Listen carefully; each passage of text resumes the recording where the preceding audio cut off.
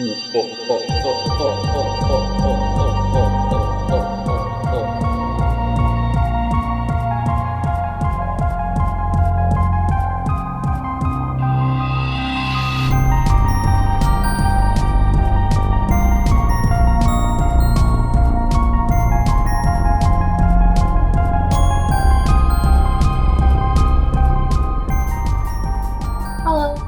Welcome to our show. It's cozy. It is. Wait, I got 2 blankets. I got one for my feet and one for my shoulders, and I got my blob slippers on. Oh, good. What did you name the other one? This is important. My mom named it Pickles.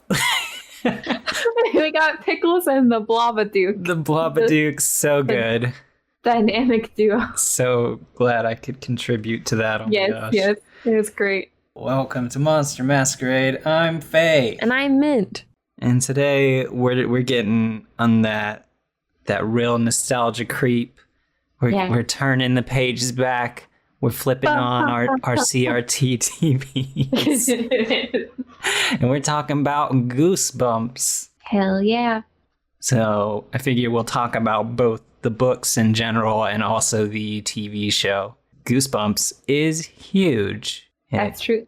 There's so many different like fields that they cover. So like where do you want to start with? What should we start with? What was your first introduction to Goosebumps? I can start with mine if you want to think, or if you know. So my introduction to the books was that I was in a GT program. You know, you're gifted and talented or whatever. Oh yeah. Humble brag, but. Oh wow! They didn't let me into that because I took the instructions too literally. Oh no! Which is kind of ableist of them, honestly. But yeah, they said I didn't think outside of the box enough. I thought too literally. Their instructions I followed to the T, and apparently that's not what they wanted. I think that GT program is just kind of bad idea in bad. general. Kind of bad. I think that I have a good example of that. Don't do that to kids. But I had a very sweet teacher in elementary school who would often hold like I don't actually know if this is good now. She would hold like little competitions in class, and the winner would receive prizes. She had her classroom, and then there was like a hallways like between another classroom that was just like lined with shelves. And so often like the prizes would be like, oh, you can take a couple of books and like keep them because she'd had them forever. And so I think she gave me like 3 to 5 different Goosebumps books. And so that was my first introduction to the books and to like horror in like text format, I guess. That's cool. Yeah. And then the TV show, we had like family friends with kids that were like slightly older than us, and I think they were into it. So whenever we would hang out for extended like, you know, babysitting times or whatever, parents would stop by ye old Blockbuster and pick up a couple tapes. Hell yeah. And then my grandma also had the one with the tower on VHS. Okay, yeah. That's cool. Yeah. I miss Blockbuster. Me too. That's how Blockbuster's how I got started on the TV series too. But the books, I remember going to a book fair, and Stay Cheese or Die was there. That's also my favorite episode, so I got the most notes on that episode. But okay. The book was there, and I just remember the cover. I thought it was so funny. Now that in hindsight, it's not like a funny cover, but I thought it was funny. It's kind of creepy. Yeah, the barbecue. Yeah. And I just started reading them then. I never read all of them. I never read all of them. There's a lot of them. There's so many. So I did not read all of them, but I was in like the reading programs through the library. Right. So I would read like tons and tons of books a week. So I would always like Goosebumps was one of them. Not my intro to like horror literature. I forget the name of the book now, but the second you said that, I remembered it had like a haunted house on the cover, and then like a cat with green eyes, like a white cat with green eyes on the cover, but I don't remember the book now. So if anyone can figure that out. I don't know. I don't remember at all. I don't even really remember what it was about. I just remember the setting was that it was cold outside. That's all I remember anyway. Yeah, and then Blockbuster for the TV series. Were you immediately a fan of like either or both when you got into it? No, not really. I wasn't. They were just something I read and watched. I wasn't like, these are my favorite thing whenever I was younger. And then as you get older, I think the nostalgia, it's like, I love Goosebumps, So it's like I've rewatched the series like several times. Mm-hmm. So it's just like one of those things you go back to and you're like, man, I remember being a kid and like watching and reading these things. Right. I feel like I got into the TV show, or like it was thrust upon me when I was really young. So like there were a couple of them where I could watch them like no problem. But then there were like 1 or 2 episodes where I was just like, maybe not. Like, it's the ones that like that flashbulb memory where you're just like, I am never going to forget this.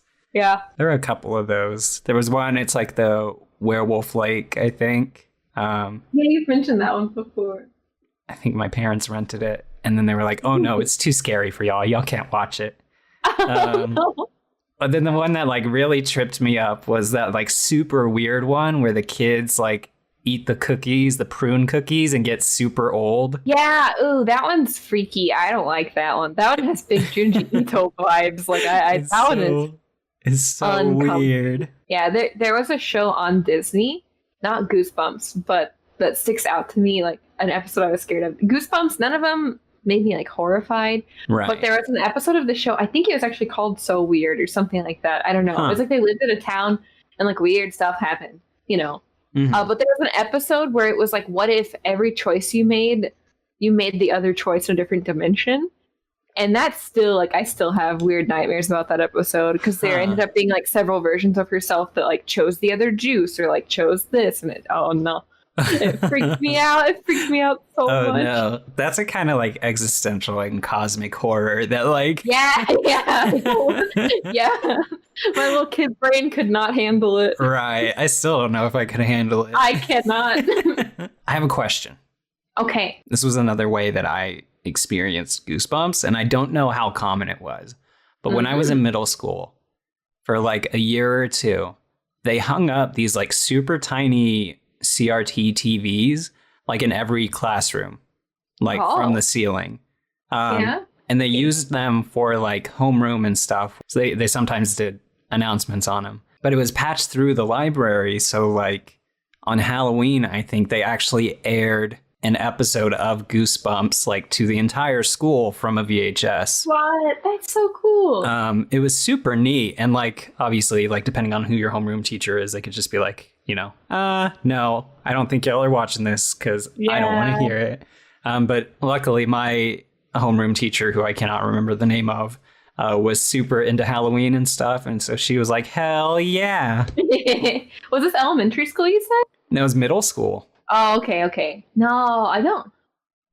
I can't remember. No, we didn't do anything like that. I can't remember like what that specific curriculum was called or like what kind of funding would have come from it, but I thought it was super interesting. Yeah, that's really cool. I wish, but no, we didn't do anything like that. I can't think of a single time where they would have even remotely been like, here's a TV. Right. I mean, they were like super tiny too, like smaller than the monitor that I'm looking at now. The middle school I went to, the stuff that we had was so old. I remember in 6th grade being in my English class, and she had one of those old overhead projectors, like the old ones, like with the mirrors and stuff to project onto the whiteboard. Yes. And it caught on fire in the middle of class one day. No. Yeah. Just from all the dust and stuff, or what? Like it just shorted out and caught on fire. Oh my god! It was old. It was so old, and like the 6th grade building at my middle school was in the old science lab of the old high school, so it had a permanent formaldehyde smell. Oh, like, fun! It permanently smelled like chemicals. So we didn't get. I have a story for our for our bonus that I'll tease here. I once had a science teacher at intermediate school, which is like right before middle school, who almost got us killed because she didn't recognize the announcement that we were receiving. So that's a fun teaser that I'll touch on. What? I want to know now. We gotta get to the end of the episode. We'll get to it. Episode's over. It's only 10 minutes long. That's it. The end. We like Goosebumps. Anyway. No, it's fun. Okay, so I have my notes broken down into like 3 sections. I've got 2 sections.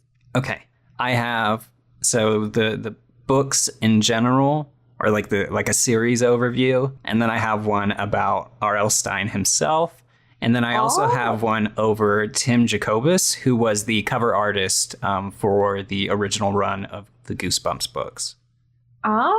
See, I mostly did the TV series. Mm-hmm. I didn't know we were talking about the books. No, you're good. I only have a tiny little bit on R.L. Stine.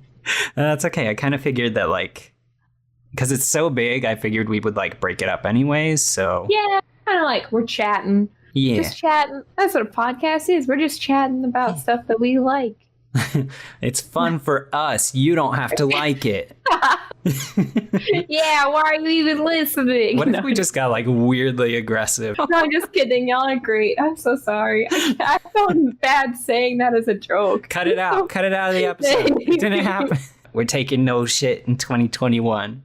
I'm walking here. I'm walking here. I'm recording a podcast here. Oh, man. That accent is fitting because R.L. Stine is, he lives in New York. That's where he's from New York. Yeah. I'm so sorry. My accents are really bad. I think he was born in Ohio and then moved there to pursue his writing career. Yeah, I did read that he started writing at the age of 9. Yeah. He found a typewriter in his attic, which sounds like the beginning of one of his stories, honestly. Yeah, true. And from that day, just kind of kept going.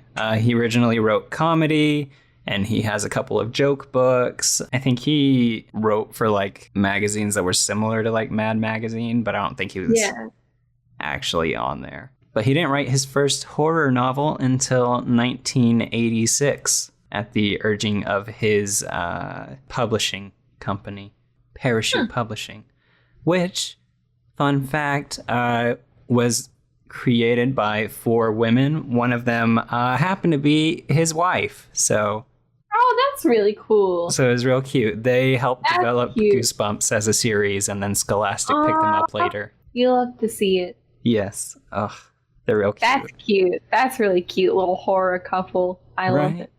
I don't know if she was the one that was like specifically, hey, get into horror, but whoever it was, it Good worked. Idea. It did. Good idea. I actually went to R.L. Stine has like a really cool website with like a bunch of info about him. Oh. Like outside of the books, like there's not a lot of, or the TV show, there's not a lot of information about him. Like I was like, oh, hey, I might as well double check and see like what R.L. Stine's political beliefs are just to be safe. Oh, I didn't even think about that. But I mean, for the most part, it seems like he's, very pigeonholed in this one specific thing, and it seems to bring him like a lot of joy. So I feel like Jack Black wouldn't have worked with him if he was that's a good point. That's how I gauged my have they worked with Jack Black? They're probably okay, right? I trust Jack Black. Yeah. With my life. So Goosebumps as a series, the books didn't start until 1992, and then the original run ran into 2000 before they had like legal troubles with Scholastic. Classic Scholastic. Yeah, I don't know. I mean, they do their book fairs, and that's great. I don't know a ton about Scholastic. Is it great? Because like I could never afford those books. It was like to see what I wanted to borrow from the library, and I would sometimes get a book. Right. It was like we would just go to Borders or something, when there was a sale. It's so sad. Those fairs were so exciting, and then it's just like I have no money. Yeah, I am child. I can buy nothing. Meanwhile, like Richard over in Class B is like, I'm gonna buy this foot-long pencil and pretend it's my dick. What? They did that? Oh yeah. No. I went to a weird elementary school, so that never happened. I mean, yeah.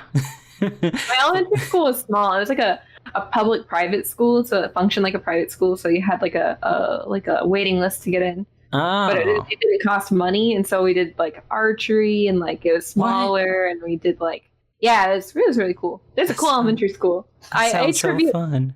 Most of my brain smarts I attribute to that elementary school. Because I don't think regular public school would have done it for me. I would not have been able to focus. Right. You hear that? If you don't like our podcast, I'm going to come after you with a bow and arrow.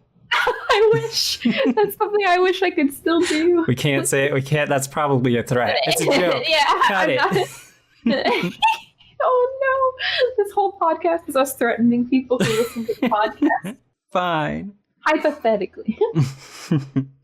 That R.L. Stine, his website, I don't think has been really updated too frequently since 2016. And a lot of the articles and stuff that I found kind of reference that time period. So as of 2016, according to him, he has written over 330 books. He says that he never gets burnout because of his writing process, which involves like creating these super extensive chapter outlines. And then he like lists out his characters and gives them all their traits, and he usually like starts with a title. Huh.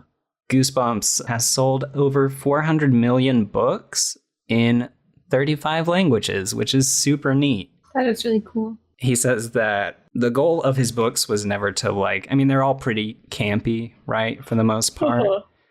So like some critics have been like, hey, this is like sub-literature. Like it's a waste of time because the characters don't change. Yeah, but he has always said his intention with the series was not to like, you know, include morals or like be overbearing or anything. It was just like to get kids excited about reading, which is super cool. Yeah, it's really cool. And then, of course, the series was picked up as a TV show in 1995. I found his website and he's got his like cool like writing outline on his website. Right, yeah. There's also like a writing program that he has on there to encourage kids to get into writing, I think. Yeah, the show itself started in 1995. There are 4 seasons. I didn't realize there were 4 seasons. Mm-hmm. I don't know if they're just like split up weirdly, but I was looking it up and I was like, oh, huh. I don't remember there being that many episodes. That's how it's broken down on Netflix, I think. Oh, okay. The theme song is my favorite. It's composed by Jack Lynn. I mean, it's catchy. It's a bop. It is. Bum, bum, bum, bum, bum.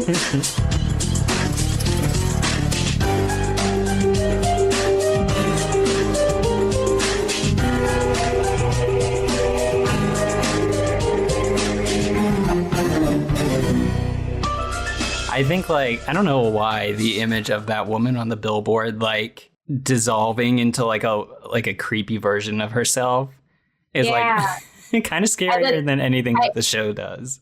I like the dog with the glowy eyes. But he composed Good Witch, so. Oh, okay. Yeah, and RoboCop the series. There was a RoboCop series? Apparently there was a RoboCop series. Huh. I did not know that. But he is Canadian. That's another thing about the series that I found interesting that I took a lot of notes on when they were casting. So the series itself is a Canadian series.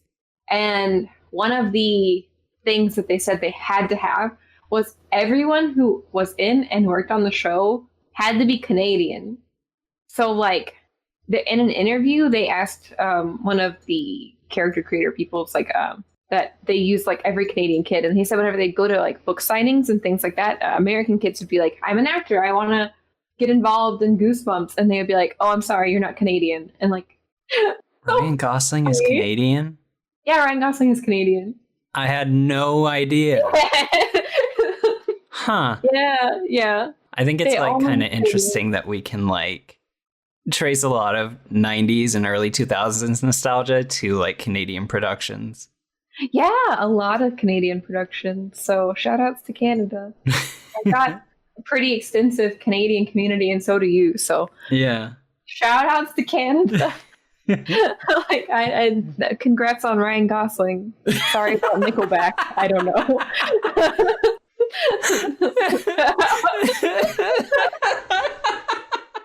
I don't know why that was so funny.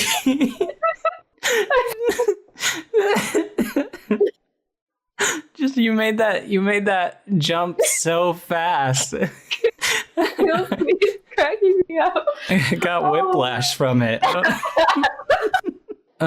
Canada, you're great.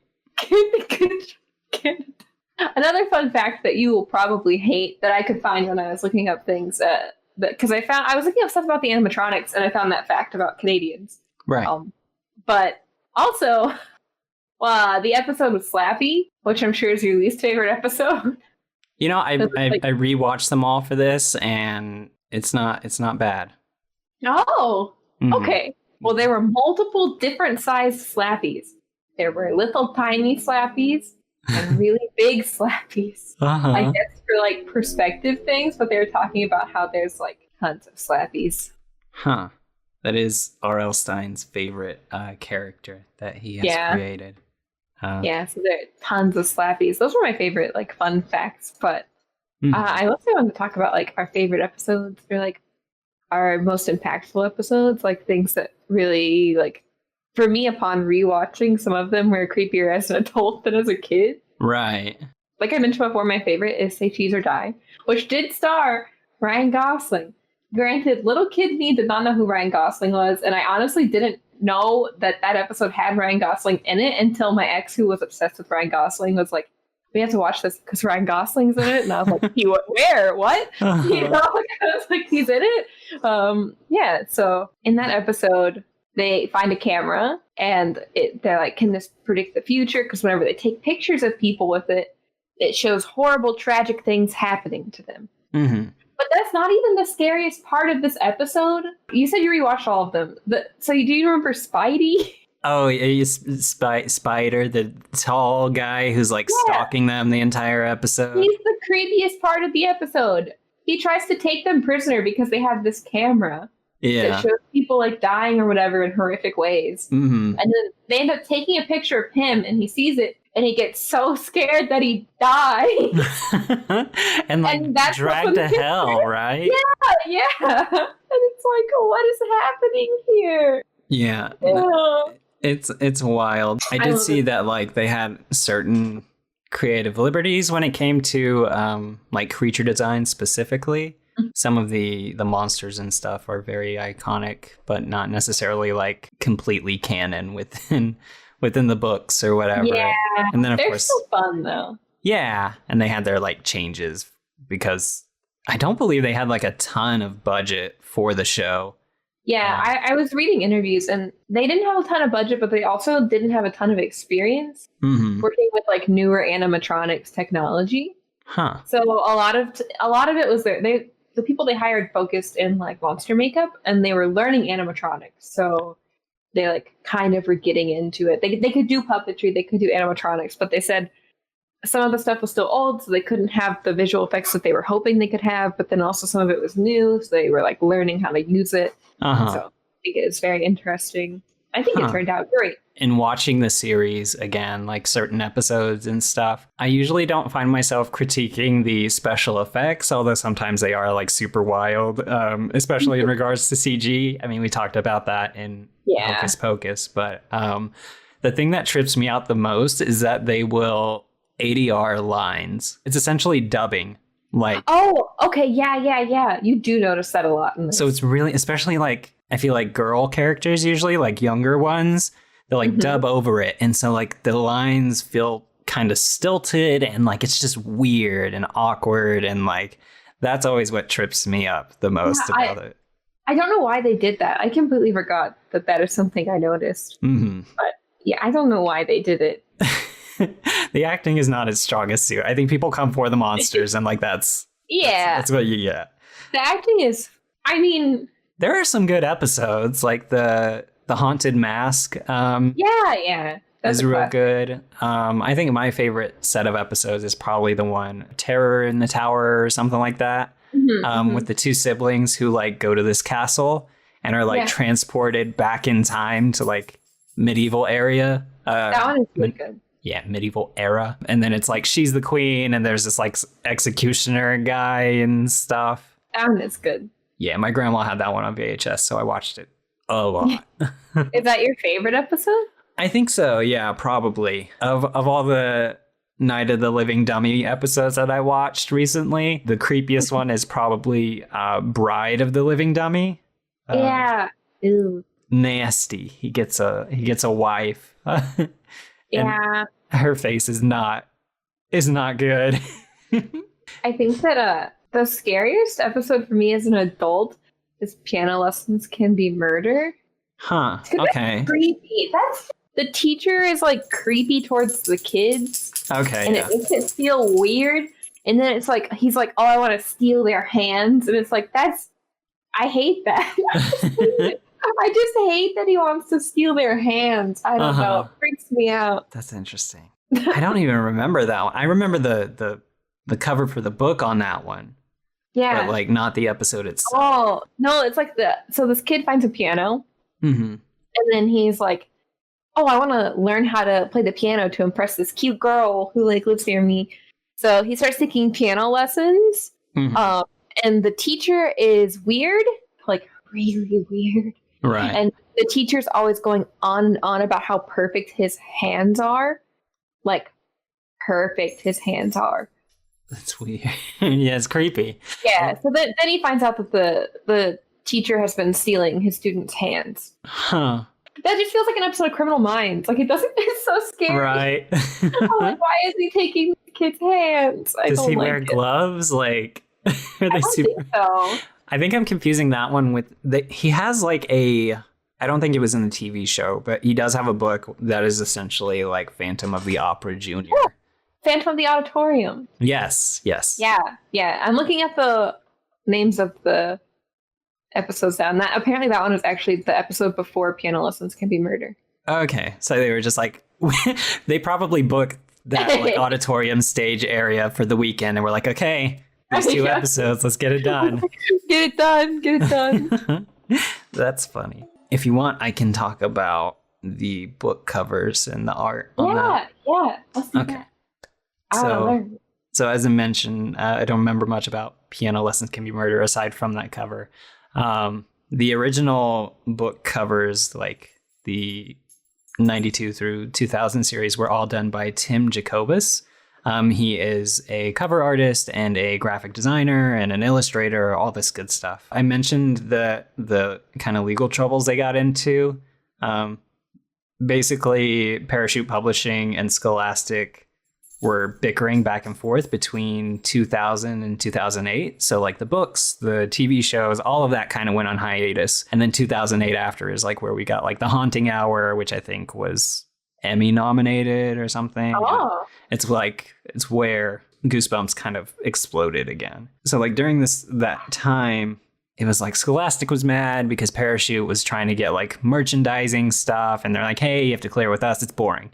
I don't care about that. Parachute was like, well, hey, you've been like undercutting our contract and how much money we should be making. So like, yeah, of course we're going to do that. Yeah. And I think they settled, but Scholastic owns the rights entirely. And when they picked up the series again, they just kind of forgot to bring back Tim Jacobus, which sucks, but he seems pretty chill about it. Aww. And it makes sense if they're like revamping the series in general. It's probably good to have like a new paint of coat on it. I found this really cool Polygon article where they talked to him about his process and stuff. So Scholastic owns all of the original artwork for those books, except for the ones that he did for his and R.L. Stein's autobiographies, which had like special covers. So those are the only 2 that like Scholastic doesn't own, which is kind of interesting. But those covers would be based on anything from like a couple paragraphs that R.L. Stein would send to him to like sentences, which is why you can get that like really weird disconnect sometimes when where the cover like has nothing to do with it. It's cool though. It's very memorable art. Yes. So he was very intentional with his creation. So it was some like common things that he would use. He had this like warped perspective where everything was like kind of curved. And then with each cover, he would like have a very specific like palette that he would use. So each book, while visually similar, looked completely different. Oh, that's really cool. So the covers themselves were done on 20 by 20 inch canvases, and they were made. Does he still have those paintings? I don't believe so. I think they would have been sent to Scholastic for them to like photograph and. Oh man, I hope they like put them in that'd be such a cool museum exhibit. Mm-hmm. Yeah, I'd have to look that up. That'd be really cool. That'd be interesting because some of them are like so fascinating to look at. Like, Yeah. I would go to a museum exhibit of his. I remember the basement one. Yeah, with the I plant remember that hand. one. Yeah. Plant dad. Plant Dad. That one's freaky too. Yeah, that was, a good one. That was probably the other one that we like watched the most, I think. Yeah. But it's got its like little Audrey 2 rip off at the end with the dad True. plant. Yeah. It's like, help me. I guess that would be the fly, kind of. It's both. But yeah, they were made with acrylic, and he would use like brushes and then also like an airbrush to get like some of those cool effects that he does. Huh. So he is still an artist, and he does freelance. He works digitally. There was a really interesting part where they asked him, like, after you did Goosebumps, like, did you get essentially typecast into like a certain specific type of art? And he was like, yeah, admittedly, like, kind of. Like, I'd done it for, 8 years, so it was like all people knew me for. Yeah. And so he kind of had to like shake up his style afterwards and like adapt to continue working. But I thought it was like a really interesting, it's kind of tragic, like, story within. Yeah, I'm sad they didn't keep him. It makes sense, but man. Right. And like it sounds like he said that he has talked to R.L. Stine a couple of times. They've gone to conventions together, and like they seem to be on good terms. So like That's good. there could have been a scenario where like it definitely did not end up that way. Yeah. If they just like cut him out and didn't tell him. Right. Very salty. But I guess if they were like on good terms. Right. Like, yeah, okay. I mean, the book stopped, and he was just like, oh, okay. Oh, hey, they're starting again, but that's fine. Yeah. But like Goosebumps as an entity is so big, it is spread to movies and TV, obviously. It's in comics, there's video games. There's one that takes place. There are so many video games. In addition to like, like web-based Flash games, there are like actual, I think what is it? It's like Horrorland is the amusement part within Goosebumps. So there's a ton of games within that. There is one that has if you watch Pushing Up Roses, who is a YouTube creator, she covered this one game where Jeff Goldblum plays a vampire. Oh, yeah. It's super good. Wait, I want to play these so bad now. Yeah, I have no idea if they're actually good or not, but They're on PC. they're largely like FMV, so it's like it's very nostalgic, with like the blocky CG, and then you have your like actual human characters and kids. I live for those kind of games. It's so good. Oh man, those kind of games are my shit. Like Seaman for the Sega Dreamcast, and like weird games in general. But yeah, and then of course, like more recently, you had I think they did another like Haunting Hour type show, and then you had the Jack Black movie. I still haven't seen the movie. I haven't either. Apparently they're really good, and I love Jack Black. I just have not gotten around to watching them. I haven't had time, Yeah, I heard they're good though. Well, that's good. R.L. Stine does a cameo in both of them. Yeah, that's amazing. So it's good. He's 77. Yeah, he's. Oh my gosh, looking at his picture, he does have a Twitter account, and it's like he does this thing. He had a picture of himself with like a printed award, I think. And he was like, congratulations to R.L. Stine for winning the annual R.L. Stine Author of the Year. It's an award given to authors named R.L. Stine. That's amazing. So he's just, he's often been referred to as the Stephen King for kids. Yeah, I wonder how that feels. I think Stephen King for kids. I think he's okay with it. Yeah. Yeah. I have a couple more facts about him, but. Yeah, people comment. Keep the facts coming. Yeah. I know he has written for Marvel. Especially he has done a couple of things for Swamp Thing, which is their big swampy creature, which makes sense. Yeah. He's not afraid of many things, including ghosts. He says he's never seen one. The only thing that he is afraid of is jumping into bodies of water. So he has to like wade into it or step into it slowly. That's fair. He said his family makes fun of him for it ruthlessly. Oh yeah, I don't jump into water either, so me and him have that in common. but I'm afraid of a lot of things. And his son is a musician. That was it. I've read a couple other of his series outside of Goosebumps, like Fear Street, which was the original horror series before he got into Goosebumps. And they're more targeted towards like teens and, slightly edgier, a little dark. He has written horror novels for adults, I think, or at least one, but I haven't gotten into that. I would like to read that. That'd be really cool. Yeah, overall, he seems just like a real nice dude. He seems cool. Thanks for being chill, R.L. Stein. Yeah. He brought up like personal life, and I was like, oh no. I'm always so scared to like learn famous people's personal lives. Right. Yeah. I just, there wasn't much. Like, he talks about his childhood and stuff. His real name is Robert Lawrence Stein, and he went by Bob for a bit. Bob. It's like laughing Bob or something, I think, on his joke books. Bob Stein sounds less scary. Hello, I am Bob Stein. But yeah, I really want to play this game now. I'm probably going to stream this game now. Attack of the Mutant. What is that? That's like his superhero guy. Yes, it's for CD-ROM. Uh-huh. It's a computer game, Goosebumps Attack of the Mutant. Looks like a weird Batman. That's actually Adam West. Is it? Yeah. Oh my god. It's like there's a game. There's a game. So. Oh, that's amazing. It looks real interesting. It's because it's like one of the more boring episodes. Honestly, it's like a 2-part. It's about this kid who like accidentally writes himself into a comic, and it becomes like real life. I'm gonna send you an image while you talk. Okay. They were actually, I did see notes about that one. They were surprised that they got Adam West because after he did Batman, oh my god. All right. This is a very interesting image. After he did Batman, he was like, I'm never wearing tights again, which I guess is understandable. And then they were like, we got him. And they put him in tights. Is Adam West Canadian? Wait, he has to be then. Canada has everyone. Oh, wait, I gotta look him up.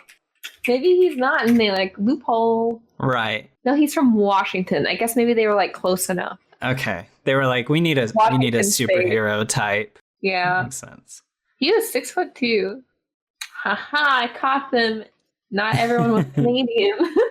I'm gonna sue them for emotional damages. Is Ryan Gosling Canadian? Okay, yeah, he's Canadian. That's crazy. He's Canadian. Because they also had scary stories to tell in the dark. No. Yes. Yeah. Wait. No. Wait. Are you afraid of the dark? Afraid of the dark? Yeah. That's the one.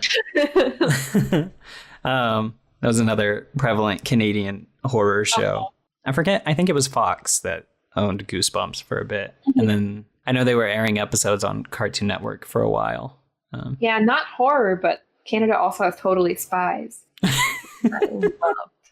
But that puts us into bonus content. So. But yeah, I don't have anything else to say. Every episode's kind of fun. Some episodes are boring. I will say some episodes, as an adult, you're like trudging through them. Right. You're like okay, but then some of them are so delightful that it's just maybe I have the nostalgia filter. Like maybe it's like if I told someone to go watch Wishbone, they'd be like, "Why?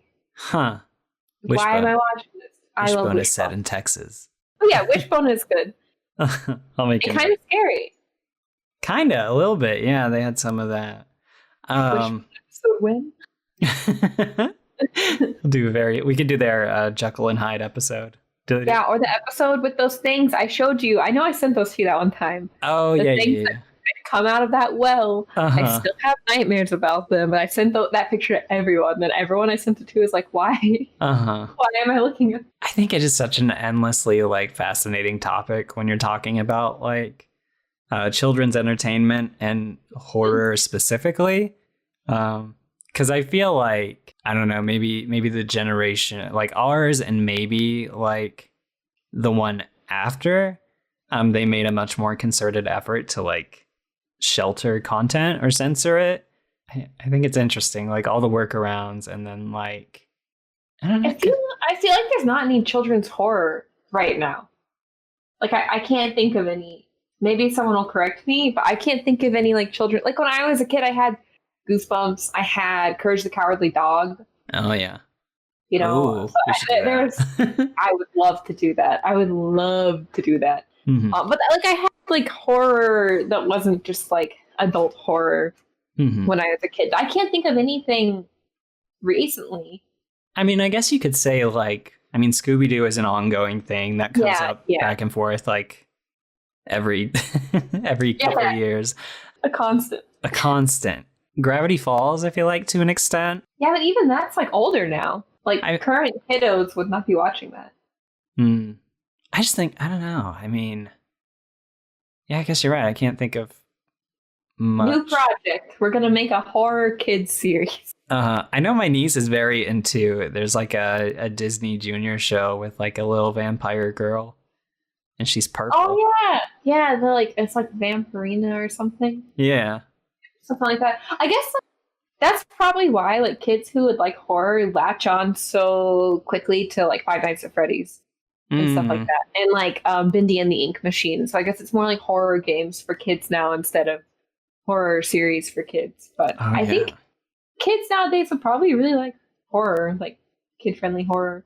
It's like, why do all these small children like Five Nights at Freddy's? One time, I guess we're like going off the beaten path here, but one time I worked at a game store. This little girl came in. She was probably like 8, maybe 8. And she came to me and she was like, oh, I have a question, like where this game is. And I was like, oh yeah, what are you looking for? And she said, I'm looking for the game Yandere Simulator. Oh, and I said, oh no. And I said, that's not a physical game. And she was like, oh, okay. And I went to her parents. I was like, she should not be playing Yandere Simulator. Yeah. Like I was like, oh no. They had no idea either. They were like, what is that? And they were like, I don't even know what that means. And I was like, oh no. Right. Oh my god. Oh god. That's wild. Yeah, I was like, oh gosh. Too much for that little kid. I'm looking at the video games now. I know the 2008 one is like just full of mini games. And then it looks like, I'm sure there are some based on the movie and stuff. Oh, there's one that came out in 2020. Is there really? I should know about that from my job. I guess kids still have Goosebumps, but like, there should be new horror, you know? Let's see. I'm going to go through the list of Goosebumps books and just kind of find like the most ridiculous titles now. This game has Big Clown. Pyramid Head? Oh no, it's a wolf. So blind. Pyramid Head. That would be Move Over, Dead by Daylight, crossover of the century.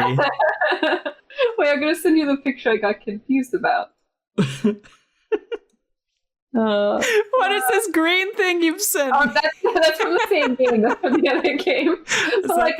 Is that the dad from? Oh, I think it is. That's so funny.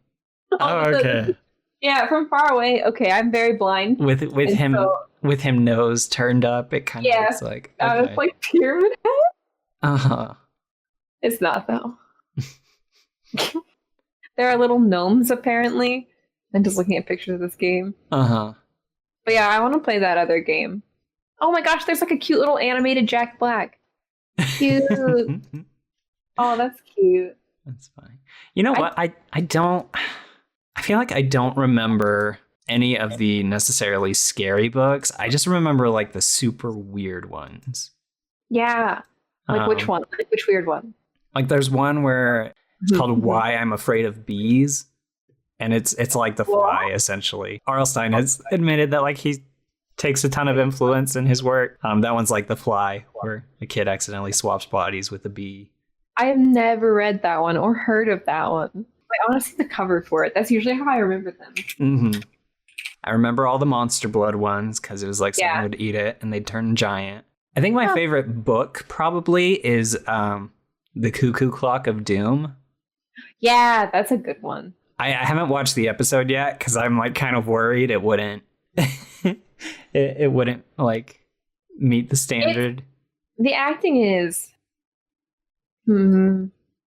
But it's like I remember the last time I watched that episode specifically, mm-hmm. and I just remember being like a big question mark.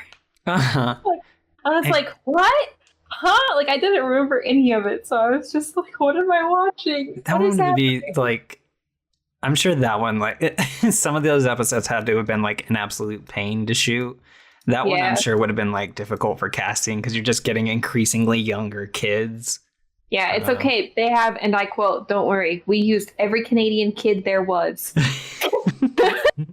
Every single one. And all of the children in Canada, they were used for the show. I can't believe our friends haven't told us about their experience. Yeah. They were cast in Goosebumps and didn't even tell us. I guess they would have been too young, kind of.